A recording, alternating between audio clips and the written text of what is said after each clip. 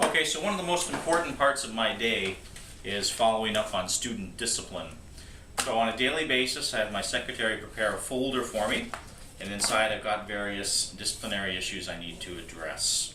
So in this case, I've got a couple students who were found with no polo today. Their IDs were confiscated. What I then need to do is determine where they are in the discipline process and then go visit with them. So I noticed this person, it's their second dress code offense of the year. So I make a note for myself that they're going to be receiving an after-school detention. I write down that it's for no polo. I look up what class they're going to be in. And I set that aside and move on to the next one. So another no polo.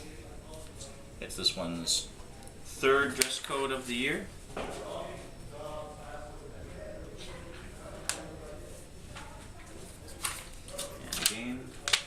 Where are they?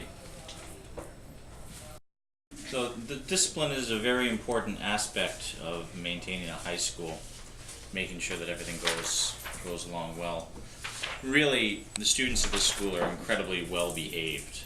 So most of the discipline that I do is for very small stuff. Now the philosophy is that we focus on the small stuff, because if the students are following things like the dress code and getting to their classes on time, then they're probably not going to be having knife fights in the cafeteria. So the more we emphasize people following procedures, following rules on a regular basis, the better we're doing. We do deal with all kinds of issues over the years. I have had students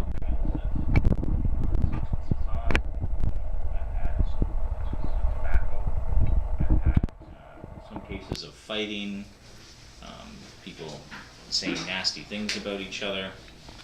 But for the most part, almost all the discipline I deal with is pretty small stuff. I think, looking back, if I was asked what's my disciplinary investigation that I'm most proud of, I can tell you it happened 4 years ago. We had students who were stealing cell phones on campus. They were sneaking around, and one afternoon in late May, early June, I got a report that they hit the grade 8 locker room and swiped a bunch of phones from the 8th graders. I was able to do an investigation, identified the 2 students that did it. We ended up busting them with the phones in their possession and were able to get rid of them. And this ended up being a big deal because many of those students who got their phones back are currently DHS seniors. So their first experience with me was me able to return their stolen property. And I think that has helped build my relationship with the students for the whole time they've been here at the school. So here I've got the famous yellow clipboard. I think people see me walking around with this, and I think most of the students know exactly what it means if they see me carrying this. Certainly when I walk into a room, usually if they see the yellow clipboard, things get really quiet. So let's go off now and we'll do some discipline. The system of discipline that we use at DHS is called progressive discipline.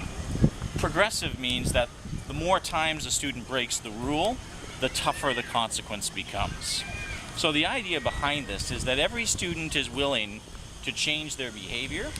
You just have to find out how much pressure the student needs to choose to make that choice. Now again, the students here at DHS are really good. So almost all of our students just obey the rules without any kind of warning or reminder needed. Sometimes a kid will break the dress code. I'll come in and give them a warning, and again, for 90% of them, that's sufficient. Hello, can I see Tarek, please?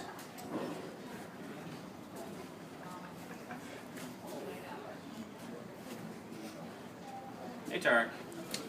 You seem to be about as far from dress code as a kid can possibly get. That's true, yeah. As your ID back. Why are you on dress code today? It's a lazy day, you know, it's comfortable. Lazy day? I feel comfortable in this. I was helping out people for a prom, that's why. Okay. Now, do we come to school to feel comfortable? Okay, so why do we come to school? To learn. So what do you think your dress has to do with learning? What does your clothing have to do with how well you learn? Because when you're like you know, formal clothing, you know what I mean, polo and all that, you're not like relaxing, chillaxing. Very good. So I put it to you this way. You want to dress appropriately for the activity that you're in. So if you're out there playing sports, you should dress to play sports. But if you're coming in here to study and to learn, then your clothing should match. Does that make sense? Yeah, it does. Okay. So I checked, this is actually your second dress code. You had another one previously back on November 26th. So for that reason, your consequence day is going to be a detention. Yeah. Okay. How would you feel about scheduling that for next Sunday? I already have one on Sunday. Okay. Look, it's Tuesday, okay? Sure. We'll plan for Tuesday. I think she'll get to know you very well by then. Oh wait, yeah, Tuesday. Tuesday's good? Okay. I might suggest that since we're talking almost a week away, you might want to write this down in your planner so you don't forget. Okay? So make sure you're in the dome by 2:35 on Tuesday. Okay? If you have another dress code violation this year, you'd get another detention. Okay? Do you have any questions for me? No. All right. Thanks. Thanks. He's helped me as a teacher by supporting me to hold the line in terms of the school rules. So as a teacher, kids will always fight us, but then if they go to the next level and someone supports us, that really helps us in the classroom. Thank you. I think Mr. Butler was, obviously a brilliant teacher. When he was a teacher, he was really well loved by the students. I think he's a good administrator, but sometimes when you're an administrator, you kind of lose your popularity with the students because you have to be harsh.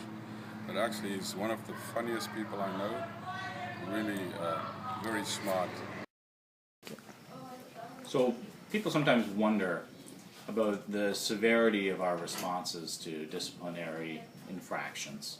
So for example, is an after-school detention an appropriate consequence for being out of dress code or for taking your cell phone out to check the time?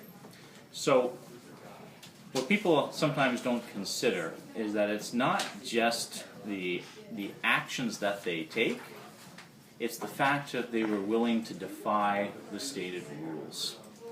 Now, I talked earlier about progressive discipline and that our first response to any rule violation is always a warning. The reason it's always a warning is because we want to give the student the benefit of the doubt. We want to show some respect and trust to the kid. Maybe the kid really didn't understand what the dress code required. They confused button-up shirts with polo shirts, for example. For the cell phone policy, they didn't think that taking their phone out to check the time would have violated that policy. So the first time is always a warning, so I can check in with the student, make sure they're aware of what the rules actually are, and then I contact the parents to ensure that the whole family is on the same page, know that we've talked about this, and also that there wasn't some kind of overreaction on our part.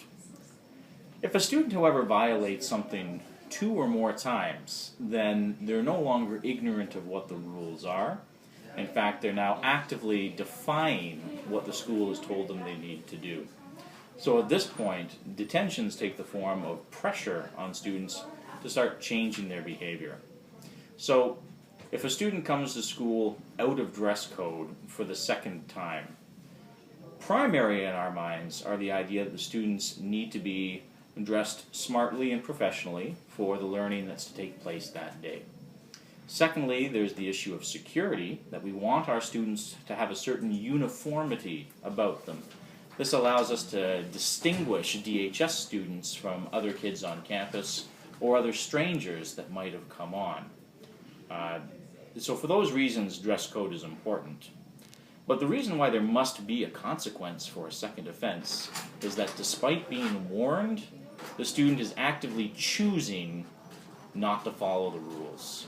And if we start letting it slide on small things like phones or clothing, then it won't take long before students are starting to disobey the rules on some of the larger things, and the situation will get out of control. What we want, if you read in the student handbook, what we say we want is to have a safe, orderly, and productive campus where teachers can teach and students can learn. If everybody's obeying the rules, if everybody is being cooperative and helpful, students can still have a very positive daily experience, and the school will continue to function in a very high-end, productive way. In that sense, the assistant principals of the school are kind of the gatekeepers. By enforcing the rules, we ensure that everything runs smoothly for everybody else.